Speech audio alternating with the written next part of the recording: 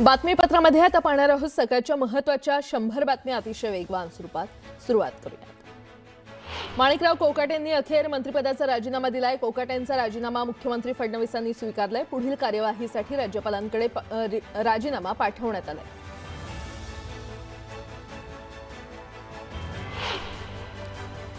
नाशिक पोलिसांचं पथक नाशिकहून मुंबईत दाखल झालंय. नाशिक पोलीस लीलावतीमध्ये पोहोचणार आहेत आणि यामुळे कोकाटेंना कोणत्याही क्षणी अटक होण्याची शक्यता आहे. मुंबईमध्ये भाजप आणि शिवसेनेत 150 जागांवर एकमत झालं असून पुढच्या 2 ते 4 दिवसात उर्वरित जागांबाबत निर्णय होईल अशी माहिती अमित साटम यांनी दिली. शिवसेना आणि भाजपच्या बैठकीनंतर झालेल्या पत्रकार परिषदेत ही घोषणा करण्यात आली. मुंबईला विकून खाणाऱ्यांना घरी बसवणार अशा शब्दात अमित साटम यांनी ठाकरे बंधूंना टोला लगावला. जोपर्यंत नवाब मलिक राष्ट्रवादीमध्ये तोपर्यंत आमचा त्यांच्याशी संबंध नाही या भूमिकेवर सेना भाजप ठाम असल्याचं पाहायला मिळालं. सुनील तटकरेंनी मुंबई महापालिकेबाबत आढावा बैठक बोलावली आहे. या बैठकीला नवाब मलिक देखील राष्ट्रवादी पक्ष कार्यालयामध्ये उपस्थित होते. दरम्यान महायुतीबाबत तोडगा निघणार का याकडे लक्ष लागले. अमरावतीच्या अंजनगाव सुर्जीमध्ये एकनाथ शिंदेंच्या प्रचार सभेचं आयोजन करण्यात आलं होतं. स्पृहा डकरे यांना विजयी करण्याचं आवाहन शिंदेंनी मतदारांना केलं. जालना महापालिका निवडणुकीत महायुती म्हणून लढण्याचे आदेश देण्यात आले. भाजप शिवसेना वादात नेते मंत्री चंद्रशेखर बावनकुळे यांनी मध्यस्थी केली आहे. जालन्यामध्ये भाजप शिवसेना महायुती म्हणून लढणार आहे. सोलापूर महानगरपालिकेसाठी सनी देवकातेंनी राष्ट्रवादीकडून इच्छुक उमेदवार म्हणून अर्ज दाखल केलाय. सनी देवकातेंची मुंडेंचे समर्थक म्हणून ओळख आहे. काँग्रेसचे माजी आमदार दिलीप मानेंनी भाजपमध्ये प्रवेश केलाय. मानेंच्या प्रवेशामुळे आमदार सुभाष देशमुख नाराज असल्याची चर्चा आहे. दरम्यान सुभाष देशमुख काय निर्णय घेतात हे पाहणं महत्त्वाचं ठरणार आहे. जळगावात राष्ट्रीय हिंदू संघटनेनं जिल्हाधिकाऱ्यांना निवेदन दिलं. मोनू मानेसरच्या जामिनाची मागणी निवेदनातून करण्यात आली. नासिर जुनैद हत्याकांड प्रकरणात न्यायालयीन मोनू मानेसर कोठडीत आहे. सूर्यकांत मोरेवर फौजदारी गुन्हा दाखल झालाय. प्रचार सभेत विधान परिषद सभागृहाबाबत अवमानकारक वक्तव्य केल्यानं ही कारवाई करण्यात आली आहे. अहिल्यानगरच्या जामखेड बीड मार्गावरील हॉटेलवर हाणामारी झाली. या प्रकरणात 5 जणांविरोधात गुन्हा दाखल करण्यात आला. पंढरपूरमधील विठ्ठलाच्या चरणांची झीज झाली आहे. विठ्ठलाच्या चरणावर वज्रलेप करण्याची गरज आहे. शासनाच्या विधी आणि न्याय खात्याकडून परवानगी न मिळाल्यानं वज्रलेप रखडलेला आहे.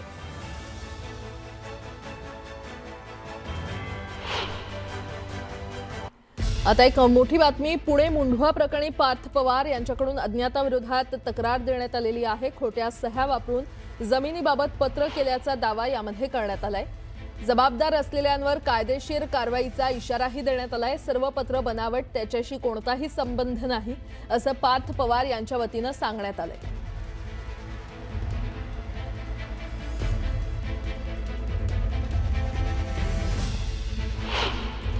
विरार पश्चिमेकडील पद्मावती नगरातील गोल्डन ओक इमारतीमध्ये गॅस गळती होऊन स्फोट झाल्याची घटना घडली आहे. या घटनेमध्ये आई आणि मुलगा गंभीर जखमी झाले. भांडूप भट्टीपाडा परिसरात धक्कादायक घटना घडली आहे. स्वतःच्या घराला लागलेल्या आगीवर नियंत्रण मिळवण्याचा प्रयत्न करत असताना शॉक लागल्यानं घर मालकाचा मृत्यू झालाय. अग्निशमन दलाच्या अधिकाऱ्यांना मदत करत असताना ही दुर्घटना घडली. विरार पश्चिम येथील म्हाडा रोडवर MSCB कार्यालयासमोरच्या कचऱ्याच्या ढिगाऱ्याला भीषण आग लागली. आगीची माहिती मिळताच वसई विरार शहर महानगरपालिका अग्निशमन विभागाच्या जवानांनी घटनास्थळी धाव घेऊन आगीवर नियंत्रण मिळवलं. कराडच्या मंगळवार पेठेत पूर्वी झालेल्या भांडणाचा राग मनात धरून अल्पवयीन मित्रानं अल्पवयीन मित्रावर कोयत्यासारख्या धारदार शस्त्रानं वार केला. यामध्ये 1 जण गंभीर जखमी झालाय. कराड शहरातील गजबजलेल्या टिळक हायस्कूल आणि महिला महाविद्यालय परिसरात ही हल्ल्याची घटना घडली असून 1 जण गंभीर जखमी झालाय. छत्रपती संभाजीनगर शहराच्या मलनिस्तारण योजनेच्या कामाबाबत राष्ट्रीय हरित न्यायाधिकरणात सादर केलेल्या वेळापत्रकानुसार किती कामं पूर्ण झाली याचा सद्यस्थितीदर्शक अहवाल सादर करण्याचे निर्देश कोर्टानं पालिकेला दिलेत. झालेल्या कामाच्या छायाचित्रासह सादर करण्याचे निर्देश सर्वोच्च न्यायालयानं छत्रपती संभाजीनगर महापालिकेला दिलेत.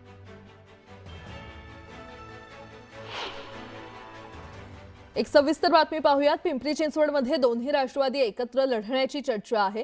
काका पुतळे यांच्या या युतीवरून संजय राऊत यांनी सडकून टीका केली आहे. यावेळी बोलताना राऊतांनी अजित पवारांवर तोफ डागली आहे. राऊत यांच्या टीकेवर सुप्रिया सुळे यांनी उत्तर दिलंय.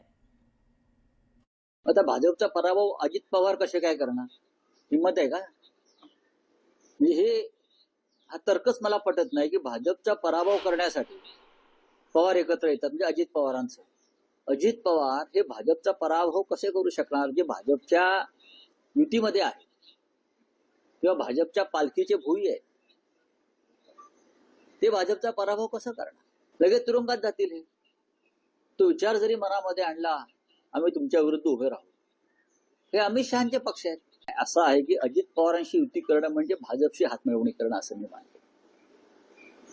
अजित पवार हे भाजपचे हस्तक आहे. त्यांच्याबरोबर कोणत्याही प्रकारची युती करणं हे माझ्या आकलनाप्रमाणे भारतीय जनता पक्षाचे हात बळकट करण्यासारखं आहे. कारण अजित पवार हे काही झालं तरी अमित शहा आणि भारतीय जनता पक्षाच्याच पाठीशी उभे राहतील. ही त्यांची व्यक्तिगत मजबुरी आहे, त्यांच्या कुटुंबाची मजबुरी आहे. फार मोठ्या तात्विक विचाराने गेलेले नाहीत. ते स्वतःची आणि आपल्या कुटुंबाची कातडी वाचवण्यासाठी गेलेले आहे. नाही, पिंपरी चिंचवडची चर्चा मी तुमच्या चॅनलवरच पाहिली. त्याच्यामुळे एक तर आदरणीय पवार साहेबांनी नगरपालिकांच्याच वेळी सांगितलं होतं की हे कार्यकर्त्यांचं इलेक्शन आहे आणि त्याच्यामुळे कार्यकर्त्यांनी स्थानिक प्रश्न बघून त्या ठिकाणी मैत्रीपूर्वक लढत असेल, आघाडी असेल ती करावी आणि त्या पद्धतीने झाल्या. अनेक ठिकाणी दोन्ही शिवसेनाही एकत्र आल्यात. आपण महाराष्ट्रात सगळ्यांनी पाहिलेले आहेत. नाना काटेंचा मुलीचं लग्न होतं, त्यांनी ते आमंत्रण द्यायलाही आले होते. तेव्हा आमची एक चर्चा झाली होती की काय करावं पुढे. तर मी त्यांना म्हणलं होतं तुम्हाला सगळ्यांना जे योग्य वाटेल ते तुम्ही सगळ्यांनी करा. त्याच्यामुळे जे काही योग्य असेल आणि पिंपरी चिंचवडाच्या विकासाच्या हिताचं असेल ते सगळ्यांनी मिळून करावं, एवढीच माझी अपेक्षा. एक मोठी बातमी. जामखेड बीड रोडवरील न्यू कावरी हॉटेलमध्ये जुन्या वादातून झालेल्या हाणामारी प्रकरणी जामखेड पोलीस ठाण्यामध्ये 5 जणांविरोधात गंभीर स्वरूपाचा गुन्हा दाखल करण्यात आलेला आहे. ही घटना रात्री 12:15 वाजण्याच्या सुमारास घडली. या प्रकरणी रोहित अनिल पवार यांनी फिर्याद दिली आहे. आरोपींनी संगनमतानं हॉटेलमध्ये घुसून पिस्तूल, सुरा आणि लाकडी दांड्यांच्या सहाय्यानं हल्ला केल्याचा आरोप आहे. या हल्ल्यामध्ये फिर्यादीला गंभीर दुखापत झाली असून हॉटेलमधील साहित्याचंही नुकसान झालंय.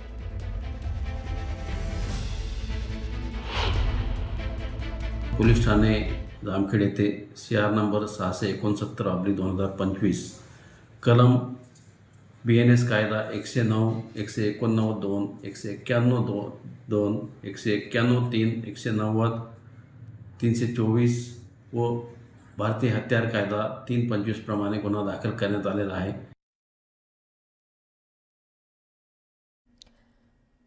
पुणे महापालिका निवडणुकीसाठी भाजप आणि शिवसेना यांच्यामध्ये जागा वाटपासंदर्भात चर्चा सुरू आहे. विशेष बाब म्हणजे एकनाथ शिंदे यांच्या शिवसेनेचे पुणे महानगर प्रमुख रवींद्र धंगेकर यांना या चर्चेतून डावलण्यात आलंय.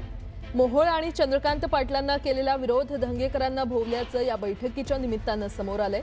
धंगेकरांना भाजप नव्हे तर स्वपक्षातूनच विरोध होत असल्याची माहिती समोर आली आहे. शिवसेनेच्या ज्येष्ठ नेत्यांनी धंगेकरांना बैठकीतून बाहेर ठेवण्याचा आदेश देण्यात आला होता.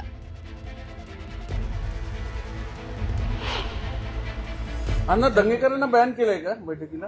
हा माझा विषय नाही, कारण मी भारतीय जनता पार्टीचा कार्यकर्ता आहे. त्यामुळे माझ्या पक्षाकडनं कोण यावं हे जेव्हा ठरलं तेव्हा आम्ही 4 जण आलो.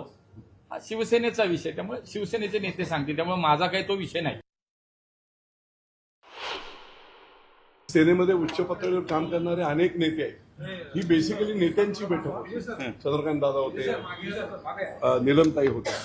त्यामुळे काही गोष्टी अशा असतात की त्या होते की दोन्ही पक्ष असू दे, आपण त्या टाळाव्या लागतात ना काही गोष्टी. रवींद्र धंगेकरांनी मुलाखती घेतल्या, उमेदवारी अर्ज दिले, असं असताना सुद्धा मी तुम्हाला ते सांगतो, काही गोष्टी ह्या विचाराने ठरवल्या जातात. त्या पद्धतीने आम्ही ते घेतलेले ते निर्णय. साताऱ्याच्या सावरी गावात सापडलेल्या ड्रग्जवरून राजकीय आरोप प्रत्यारोप सुरू झाले आहेत. मुंबई पोलिसांनी टाकलेल्या धाडीमध्ये 45 किलो ड्रग्जचा साठा सापडला होता. या प्रकरणी कोट्यावधींचे ड्रग्ज जप्त करण्यात आले होते. दरम्यान या प्रकरणाचा संबंध आता उपमुख्यमंत्री एकनाथ शिंदेंच्या भावाशी जोडत सुषमा अंधारेंनी गंभीर आरोप केलेत. त्या ठिकाणी काम करत असलेल्या तिघांना शिंदेंच्या भावाच्या हॉटेलमधून जेवण जात असल्याचा दावा अंधारेंनी केलाय. या प्रकरणी अंधारे आक्रमक झाले असून त्यांनी थेट एकनाथ शिंदेंच्या राजीनाम्याची मागणी केली आहे. त्यांच्या आरोपांवर शिंदेंच्या शिवसेनेनं जोरदार पलटवार केलाय. दार उघडलं जातं, आत एक कॅन दिसतो निळ्या रंगाचा. या कॅनमध्ये किती बसू शकतं, साधारणतः लिक्विड किती बसू शकतं, हे मी अनेक लोकांना विचारलं. तेव्हा कळलं की ते 40 लिटर पर्यंतचा तो कॅन आहे. आता हा 40 लिटरचा कॅन, त्याच्यावर तो पोलीस ऑफिसर पत्रकाराला असं सांगतो की राहिलेलं सामान होतं, चुकून राहिलं असेल. चुकून कसं राहू शकतं? जर सावरीला एवढी मोठी कारवाई झाली होती तर ते चुकून कॅन कसं राहील? दोन प्रश्न निर्माण होतात. जर चुकून कॅन राहिला असेल तर हा कारवाई करणाऱ्या अधिकाऱ्यांचा अक्षम्य हलगर्जीपणा आहे. माननीय गृहमंत्र्यांनी अशा अधिकाऱ्यांची ताबडतोब चौकशी लावली पाहिजे. होय, मी या राज्याचे उपमुख्यमंत्री सन्माननीय एकनाथ शिंदे यांच्या राजीनाम्याचा पुनरुच्चार करते. त्यांची माझी दुश्मनी नाही. एकनाथ शिंदेंनी माझा बांध कोरलेला नाही. त्यांनी माझ्या केळी नारळीच्या बागा तोडलेल्या नाहीत. एकनाथ शिंदेंच्या बद्दल मला सहानुभूती आहे, परंतु माझा सरळ साधा मुद्दा आहे की जर एखाद्या ठिकाणी मंत्रिपदाच्या प्रिव्हिलेजमुळे एखादी व्यक्ती वाचत असेल तर त्यांचे राजीनामे झाले पाहिजेत, असंच आपण म्हणत आलो ना. मी आज परत श्रीमती अंधारेंना सांगतो की आदरणीय शिंदे साहेबांचा आणि प्रकाश शिंदे साहेबांचा दुरान्वयानंही या प्रकरणाशी कसलाही संबंध नाही.